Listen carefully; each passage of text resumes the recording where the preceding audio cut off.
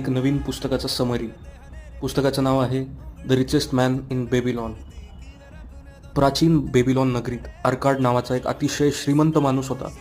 लोक त्याच्याकडे नेहमी विचारायचे, तू एवढा श्रीमंत कसा झालास? आर्काड सांगतो, श्रीमंती ही नशिबावर नाही तर शिस्तीवर आणि योग्य सवयींवर आधारित असते. त्याचे काही सोपे पण अमूल्य नियम होते.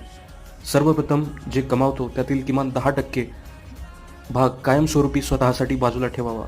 दुसरं, गरज आणि इच्छा यात फरक समजून खर्चावर नियंत्रण ठेवावं. तिसरं, ज्या पैशाची बचत केली आहे त्याचा योग्य गुंतवणुकीत वापर करावा, म्हणजेच पैशाला कमवायला लावा.